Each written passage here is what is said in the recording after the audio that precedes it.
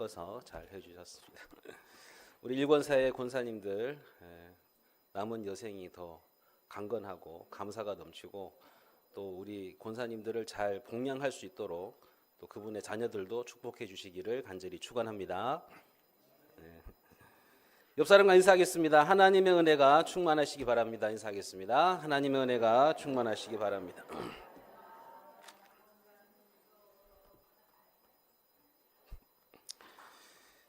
최근 우리나라의 1인 가구 비율이 36.1%로 제가 설교할 때마다 이 치수는 올라가는 것 같아요. 36.1%로 역대 최고치를 기록하고 있습니다. 이게 2024년 기준이니까 지금은 더 늘어났을 것입니다. 그러니까 세 가구당 한 가구가 혼자 사는 사람의 집입니다. 이제는 혼자서 즐기는 삶이 라이프 스타일로 자리 잡고 있습니다.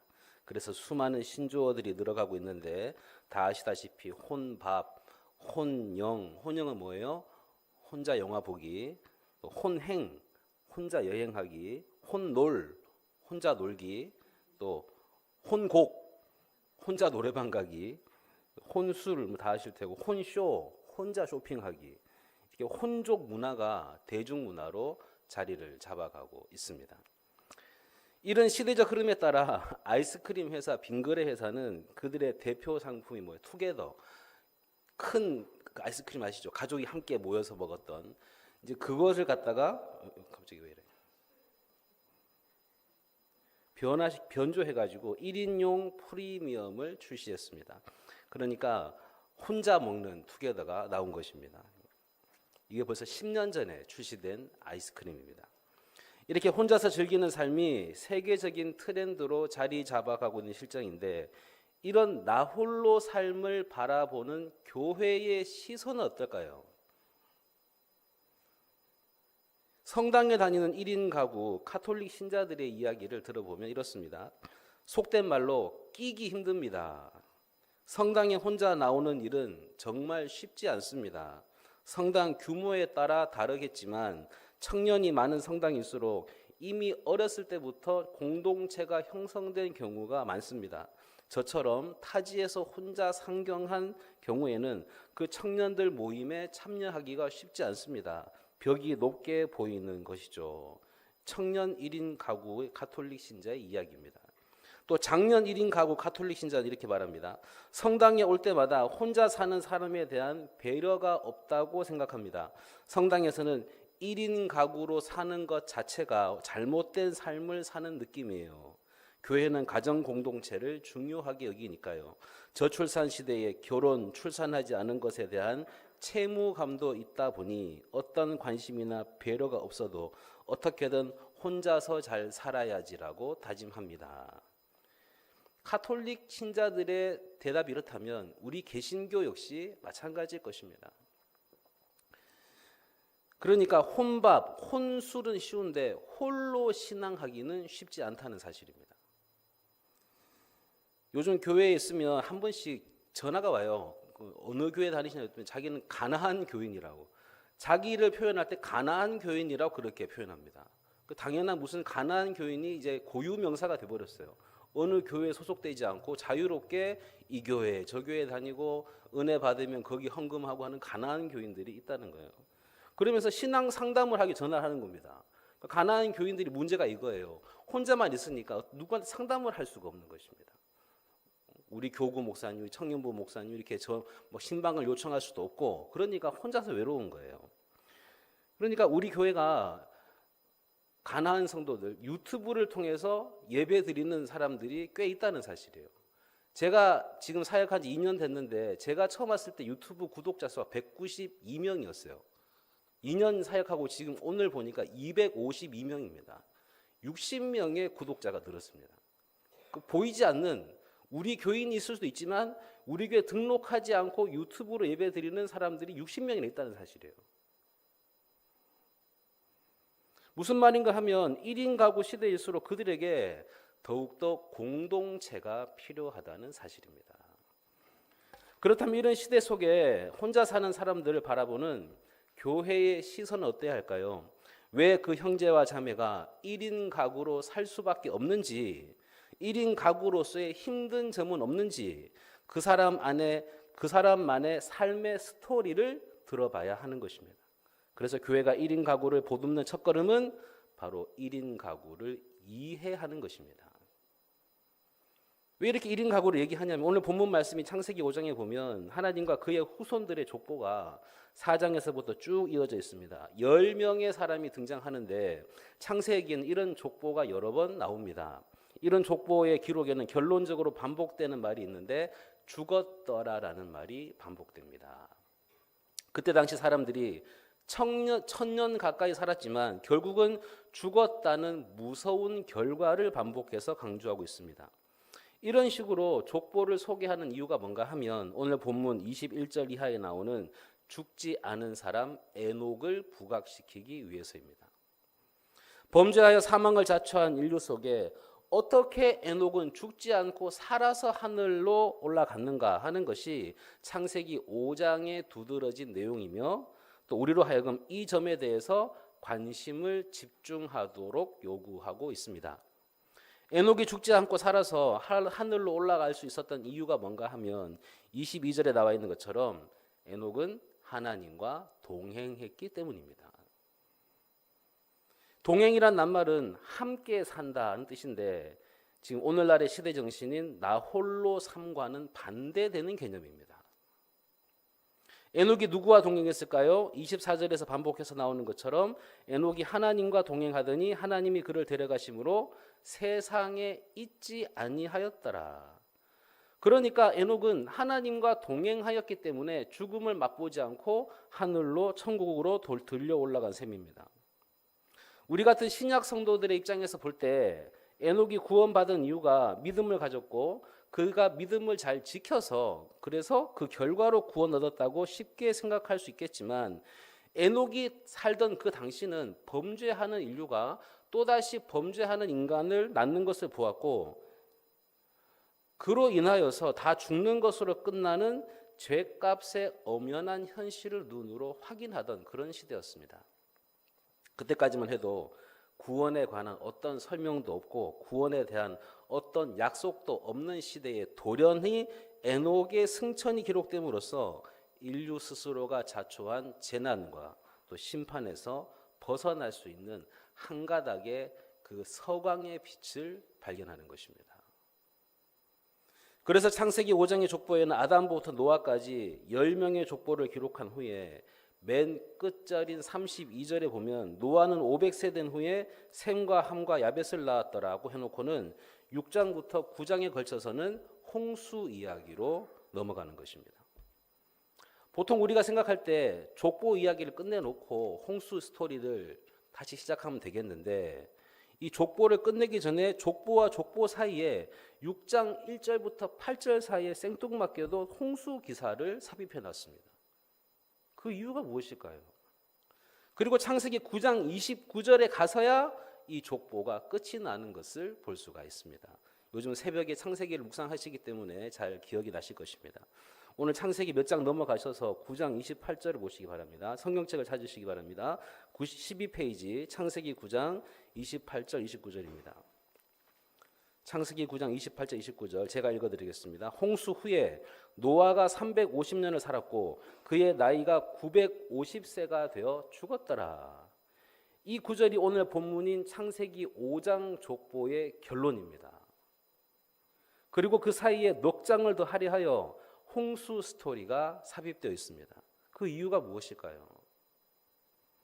오늘 본문 앞에 나와 있는 아담의 족보에서 죽었더라를 강조하여 그 대신에 죽지 않은 에녹을 부각시켰던 것처럼 동일한 목적으로 모두가 죽을 수밖에 없었던 홍수 심판 속에서 살아남은 누구를? 노아를 부각시키기 위해 그렇게 삽입한 것입니다. 그래서 창세기 6장을 보면 노아가 홍수 심판을 면하게 된 이유를 다음과 같이 기록하고 있습니다. 6장 9절을 한번 보시기 바랍니다. 6장 9절입니다. 이것이 노아의 족보니라. 노아는 의인이요 당대의 완전한 자라. 그는 하나님과 동행하였으며. 에녹과 노아의 경우에 공통적으로 알 수 있듯이 인류의 공통의 운명인 불순종으로 인한 심판과 사망의 그런 운명으로부터 그들이 벗어날 수 있었던 이유가 뭔가 하면 그들이 뭘 했어요? 하나님과 동행했기 때문입니다. 우리는 이러한 사실에서 에녹과 노아가 남들과 달라서 어떤 하나님께 믿음을 지키고 순종해서 심판을 면하게 되었다고 쉽게 생각할 수 있습니다. 하지만 제가 처음에 말씀드린 것처럼 이때는 아직 구원에 대한 어떠한 언급도 없고 어떤 단서도 빌미도 제공되지 않은 그런 시대에 이 사건이 등장한다는 사실을 우리는 염두에 두어야 하는 것입니다. 그래서 그들이 어떻게 구원을 얻었는가 하는 문제에 대해서 우리가 섣부르게 결론을 내릴 것이 아니라 창세기 5장과 9장에서 나와 있는 홍수 사건에서 볼 수 있는 에녹과 노아를 통하여 하나님께서 구원에 대하여 어떻게 설명해 가고 계시는가를 추적해야 할 필요가 있습니다.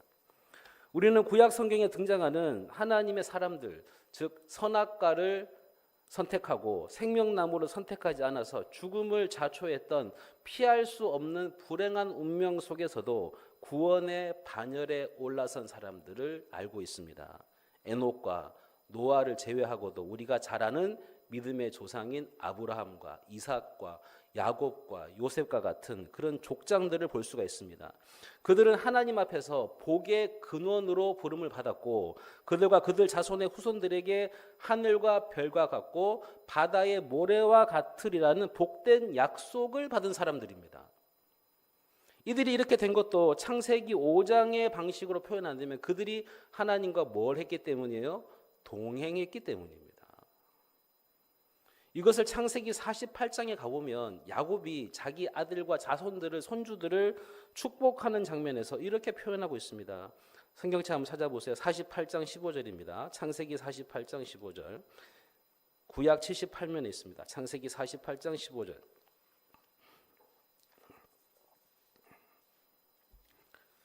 (48장 15절은) 이렇게 말씀합니다. 그가 요셉을 위하여 축복하여 이르되 내 조부 아브라함과 아버지 이삭이 섬기던 하나님, 아브라함과 이삭이 하나님을 섬겼습니다. 하나님을 섬겼다는 말은 하나님과 동행했다는 뜻입니다. 그런데 그 후에 나타나는 내용을 보면 야곱이 아브라함과 이삭이 섬기던 하나님과 자기가 하나님과 동행한 사실을 조금 다르게 표현하고 있습니다. 48장 15절과 16절을 보십시오. 15절 하반절부터 보시면 나의 출생으로부터 지금까지 나를 기르신 하나님, 나를 모든 환난에서 건지신 여호와의 사자께서 이렇게 말씀하고 있습니다. 앞에서 보는 아브라함과 이삭이 섬기던 하나님, 그 하나님을 섬기는 것이 하나님과 동행하는 것이고 또 하나님께서 우리를 기르시고 지키시고 구원하시는 것이 그 동행 속에 포함된 내용입니다. 즉 하나님을 섬기고 하나님이 구원하시는 것, 이것이 동행 속에, 동행 안에 포함된 내용입니다. 그런데 우리가 이 부분을 논할 때마다 한 가지 놀라는 것은 이것이 율법이 주어지기 이전에 나온 것입니다. 율법이 언제 주어졌습니까? 율법은 요셉이 이후에도 한참이 지나서 모세의 때가 되어서 출애굽을 통하여서 하나님께서 그분의 백성들을 출애굽하시고 시내산에 인도하여 그곳에서 주신 것이니까 지금으로부터 한 400년 후에나 주어지는 게 율법입니다. 율법 이전의 사람들, 다시 말해서 율법이 있기 전이라는 것은 율법이 뭐예요? 행위의 법칙이죠. 행위의 법칙이 요구되기 이전이라는 것입니다. 율법, 또 우리가 말하는 법이라는 것은 인과율을 의미합니다. 인과율이 무엇입니까? 원인이 있으면 원인과 결과의 법칙. 죄를 지으면 죄값을 받고 선을 행하면 보상을 받는 것이 행위의 법칙이고 인과율의 법칙이고 율법입니다. 그런데 율법이 있기 전이라는 것은 창세기 5장에 나오는 에녹부터 출발해 시작한 하나님과의 동행이 우리 쪽에서 시작해서 동행한 것이 아니라는 사실입니다. 내가 먼저 동행한 것이 아니라는 사실이에요. 이런 사실에 대한 힌트를 우리는 창세기 6장에 나오는 노아의 장면에서 발견할 수가 있습니다. 다시 앞으로 오셔서 창세기 6장 9절을 한번 보시기 바랍니다. 8페이지에 있습니다. 창세기 6장 9절에 보면 이렇게 말씀합니다. 이것이 노아의 족본이라. 노아는 의인이요 당대의 완전한 자라. 그는 하나님과 동행하였으며. 그런데 앞절인 9절에서 이런 단서를 붙이고 있습니다. 6장 8절을 보시면 그러나 노아는 여호와께 은혜를 입었더라. 은혜를 입었더라. 그러니까 에녹이 하나님과 동행한 것이나 노아가 당대의 완전함으로 표현되는 그의 신앙은 전부 그들로부터 시작하고 그들의 어떤 자격이기 이전에 하나님께서 시작하신 일의 결과라는 사실입니다. 이해가 되십니까? 설명을 잘하고 있네요. 이것이 바로 성경이 굉장히 강조하고 있는 기독교 신앙에서 매우 중요한 부분입니다. 그러나 노아는 하나님께 은혜를 입었더라. 본질상 우리는 이 행위의 법칙에 훨씬 익숙합니다. 그래서 이 문제가 사실 모든 성도들에게 신앙생활에 있어서 가장 큰 오해로 작용됩니다. 지금 에녹과 노아에게서 시작되는 구원에 대한 희망은 에녹과 노아가 남달라서 그들이 얻은 구원이 아니라 하나님께서 구원에 개입하시고 시작하셨다는 것을 우리에게 가르치는 장면이지, 에녹이 어떻게 구원받았을까, 노아가 어떤 점이 남달라서 구원받았을까를 따지는 문제가 아니라는 사실입니다. 우리가 신앙생활 하는 데 있어서 제일 많이 일어나는 갈등이 뭔가 하면 우리가 원하는 대로 하나님이 반응해 주시지 않는다는 것입니다. 이런 사실이 우리를 제일 고통스럽게 하고 의아스럽게 합니다. 똑같은 말이에요. 오늘 담임 목사님 말씀하신 것처럼 하나님께서 은혜를 지체시키는 것입니다. 그 이유는 기껏 우리가 욕심을 내고 소원하는 것이 하나님께서 우리를 향하여 가지신 창조와 구원의 목적과 내용에 있어서 상대가 되지 않기 때문입니다. 이것이 얼마나 감사한 일일까요? 기껏 우리가 소원하는 것이 그냥 아프지 않는 것이고, 남한테 돈 빌리지 않는 것이고, 요간 얻어 먹는 것이고, 굶지 않는 것이고, 좋은 사람 만나서 결혼하는 것이라면 그것에 만족했다는 것이지만, 하나님은 우리의 인생을 통하여 거기에 만족하지 못하겠다는 것입니다. 하나님 우리 인생에 개입하시는 것이 그래서 우리 쪽에서 보면 고통스럽습니다. 그냥 좀 내버려 두면 좋겠는데 꼭 막으십니다. 그쪽으로 못 가게 하십니다. 우리의 믿음의 분량과 우리의 용량과 내 소원과는 비교할 수 없는 것으로 하나님이 나에게 요구하시는 게 있기 때문에 그래서 내 가슴이 터질 것만 같습니다. 하지만 여기에는 하나님만의 신적인 요구와 목표가 거기에 들어있습니다. 나를 창조하신 하나님의 그 목표와 기대가 거기 들어있는 것입니다. 그것을 하나님께서 반드시 이루시고 채우신다는 사실을 우리가 절대로 놓치지 말아야 합니다. 에녹과 노아에게서 발견하는 가장 놀라운 사실은 창조주 하나님이 처음으로 인간을 만드시면서 가지셨던 원래의 그 목적과 계획을 포기하지 않으셨다는 것입니다. 하나님께서 인간을 복되게 창조하셨지만 그 복된 자리를 인간 스스로가 포기함으로 패망과 심판의 길을 자초했습니다. 하지만 그런 인류를 내버려 두지 않으시고 하나님의 신실하심과 영원하심과 자비하심과 사랑에 근거하여 그것이 원인이 되어서 하나님이 계속 인류에게 개입하시고 또 주장하고 계시고 그 뜻을 이루어 나가시는 것을 우리는 에녹을 통해 노아를 통해 만나게 되는 것입니다. 그렇다면 오늘도 하나님은 우리의 아버지이시고 또 우리를 향한 그분의 신실하심과 영원하심과 자비하심과 사랑의 측면에서 우리는 좀 더 하나님을 살펴볼 필요가 있습니다.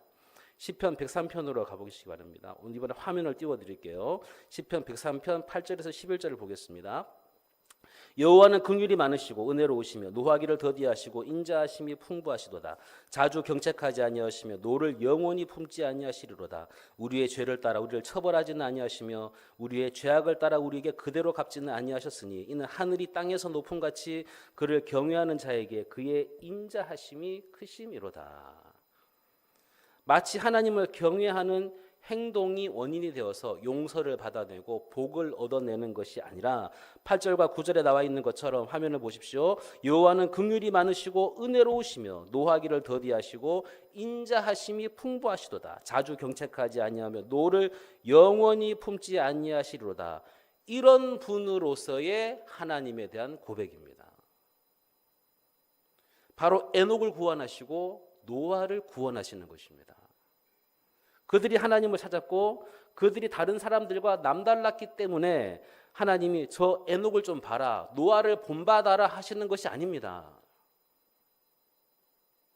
인류의 죽음의 족보 속에서 모두가 피할 수 없는 운명 속에, 파멸의 운명 속에 있는 인류의 재난 속에 하나님께서 친히 구원의 문을 여시는 것입니다. 하나님께서 분노를 영원히 품지 않으시기 때문에 죄를 자초한 인간에게 개입해 주시는 장면인 것입니다. 우리 다 같이 10절과 11절을 한번 소리내어 읽겠습니다. 이 말씀 여러분에게 큰 위로가 되어야 좋습니다. 시작. 우리의 죄를 따라 우리를 처벌하지는 아니하시며 우리의 죄악을 따라 우리에게 그대로 갚지는 아니하셨으니 이는 하늘이 땅에서 높음같이 그를 경외하는 자에게 그의 인자하심이 크심이로다. 성도 여러분, 이것이 바로 믿음입니다. 믿음이란 내가 하나님께 무슨 요구를 할 자격이 있는 것이 아니라 하나님이 누구신가를 아는 것입니다. 하나님이 이런 분이십니다. 우리는 이것을 우리의 인생을 통해 너무나 잘 알고 있습니다. 내가 못난 것을 나보다 더 잘하는 사람이 누가 있을까요? 우리는 우리의 못난 부분에 대해서 늘 놀라고 자신에 대해 실망하고 절망하지만 우리가 믿는 하나님은 어떤 분이십니까? 70번씩 7번도 용서하시는 분이시고 10번씩 1000번도 용서하시는 하나님이십니다. 이 하나님은 지금도 자비로우심과 인자하심과 또 의로우심과 우리를 사랑하고 계신다는 사실을 여러분이 꼭 믿으시기를 바랍니다. 이것이 바로 기독교 신앙의 핵심입니다.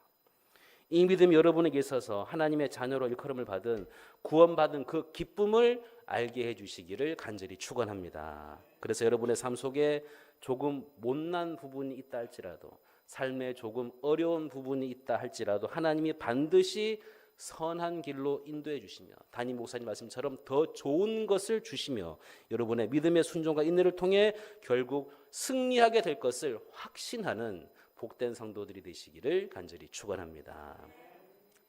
에녹은 65세에 무드셀라를 낳은 후에 300년 동안 하나님과 동행했습니다. 동행이란 말만은 단순히 나란히 걷는 것을 넘어서 삶의 모든 세세한 영역에서 하나님의 의지와 보조를 맞추는 전인격적인 관계를 말합니다. 그러니까 에녹의 동행은 그가 산속에서 어떤 은둔 생활을 한 것이 아니라 자녀를 낳고 양육하는 지극히 평범한 삶의 현장에서 하나님과 함께 했다는 것입니다. 에녹은 무드셀라를 낳은 후부터 하나님과 동행하기 시작했습니다. 평범한 일상의 모든 순간을 하나님께 마음을 다하여 내어드렸을 때 그가 죽음이라는 인류 공통의 한계를 뛰어넘어 하나님 나라로 옮겨지는 신비로운 은혜를 입었던 것입니다.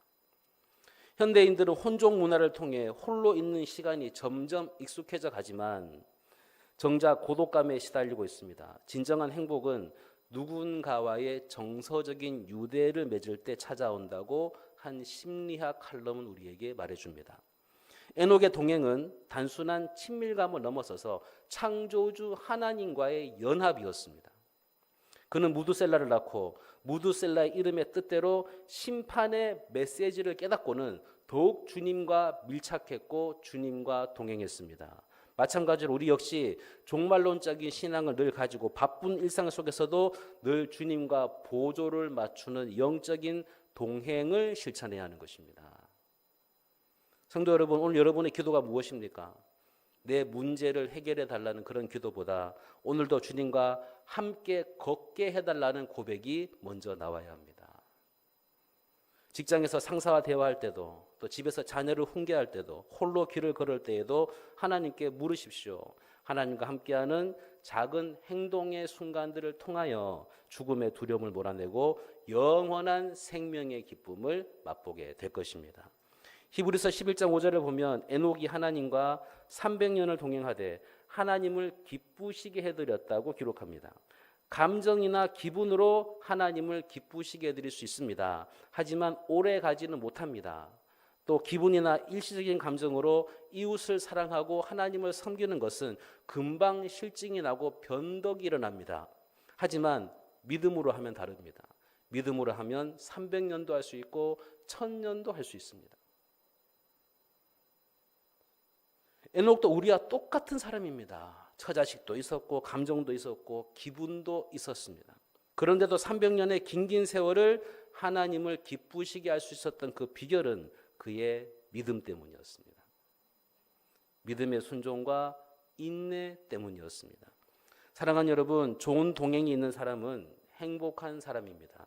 좋은 동행을 만나서 인생길을 가는 사람은 늘 안전하고 유익합니다. 그리고 좋은 동행은 그에 따른 보상이 반드시 주어지게 됩니다. 우리 인생에 가장 좋은 동행이 되시는 분, 가장 좋은 동행이 되시는 분은 예수 그리스도이십니다. 예수 그리스도와 동행하는 축복이 가장 귀한 축복인 줄을 믿으시기를 간절히 바랍니다. 에녹과 같이 하나님과 동행할 뿐만이 아니라 믿음으로 하나님을 기쁘시게 해드리는 성도들이 되셔서 2026년에도 하나님의 인정을 받고 또 하나님께 또 면류관, 생명의 면류관을 받아들이는 믿음의 복된 성도들이 되시기를 예수님의 이름으로 간절히 축원합니다. 기도하겠습니다. 하나님 아버지, 오늘도 하나님의 은혜로 말미암는 하나님과 동행하는 삶이 되게 하여 주옵소서. 죄인에게 한없는 자비를 베푸시는 하나님이 내 삶에 행하신 놀라운 일들을 찬양합니다. 하나님의 자녀로서 온전히 주님을 경외하게 하시고 하나님의 은혜로 말미암아 내 삶이 복되게 하여 주시옵소서. 그래야 이번 한 주간도 하나님 앞에서 믿음의 삶을 살게 해주시고 에녹처럼 평범한 일상생활 속에서도 주님과 동행하는 기쁨을 누리게 하여 주옵소서. 예수님의 이름으로 기도합니다. 아멘.